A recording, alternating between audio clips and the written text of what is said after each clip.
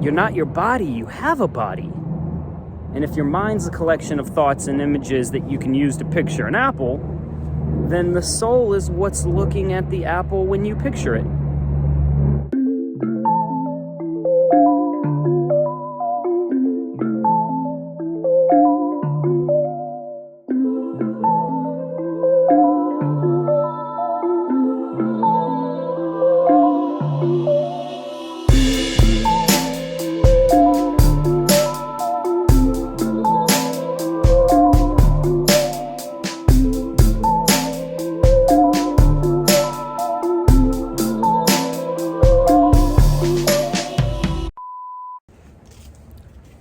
All right, everybody, Masculine Magic episode.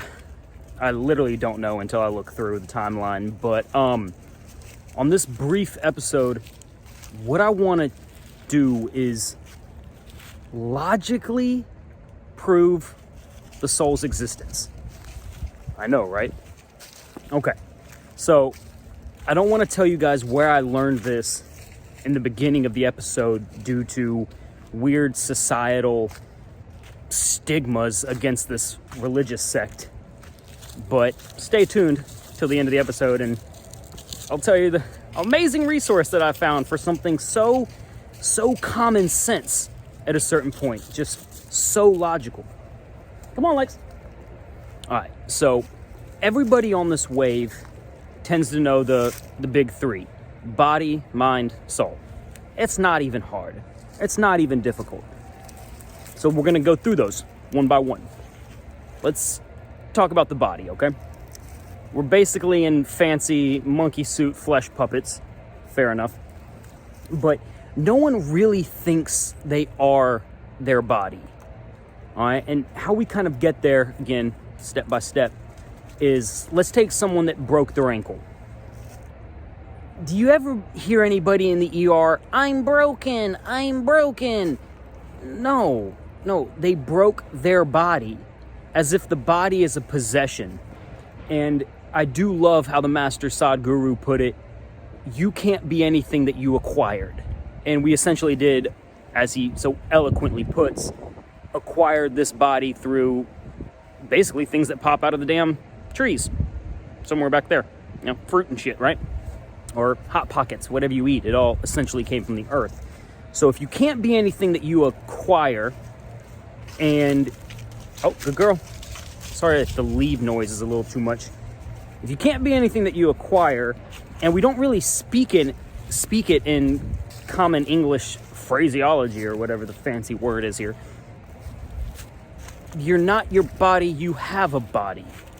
And we all kind of know that. No one really looks at their elbow and like, that's me. No one really looks at their pinky toe or, left earlobe. That's me. Come on, you guys. So, let's go next to the mind.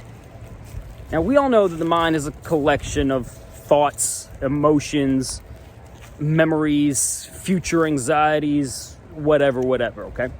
But if we use our mind, quite briefly, to picture an apple, okay? I'm picturing a red, actually I like Fuji, so I'm picturing a red Fuji apple with my mind. We all know this. This is common sense. This is not even woo-woo. Well, then the soul is the only thing left, and that's what's looking at the apple when you picture it with your mind. Now, Western society will have you thinking that you're using this part of your mind to picture this part of your mind, and this synapse and this frontal lobe is picturing the hippocampus with your memory stores, and like, you guys, that's a little roundabout. Now, both would be an assumption, in the sense that the soul does not exist in the mind, assumption. The fact that your brain's picturing other parts of your brain, assumption. Neither one of them can necessarily be provable, but one assumption kind of carries more weight. The idea that something independent is looking at the apple when you use your mind to picture it. Considering it's in every story of every religion, theology, spiritual practice, mind, body, soul. It's on every, basic Bethany's yoga mat. while she drinks her kombucha. And then the other one is just some weird science that doesn't really get anybody any further. So if I had to pick an assumption, I would say it's quite profound that the soul is what's looking at the apple when you picture it. And since this was the episode about the soul, I decided, I'll wear my sunglasses, kind of block my window to the soul and kind of play with it in that fun sense. But you're not your body, you have a body. And if your mind's a collection of thoughts and images that you can use to picture an apple, then the soul is what's looking at the apple when you picture it. And like I like to say in a lot of episodes, I didn't need a desert book for this. I didn't need to quote the Torah or the Quran or some Chinese Zen master. This just kind of makes sense. And that's the goal of this channel. Break the woo-woo down into unavoidable common sense. Or unignorable. Whichever word works better. Zack Symes, Masculine Magic. Oh, and where I actually got this from. Scientology.org. Go figure, right? Just Scientology.org has the best 3-paragraph explanation of the human soul. And everyone just thinks Tom Cruise is dancing on a couch somewhere all fanatic. Yeah, they got their problems. Fair enough. Every religion or theology, again, does. But sometimes it's baby in the bathwater. And can we find the babies in each religious bathwater? And even more profound, which religions have the same baby? That's that universal approach. That's that,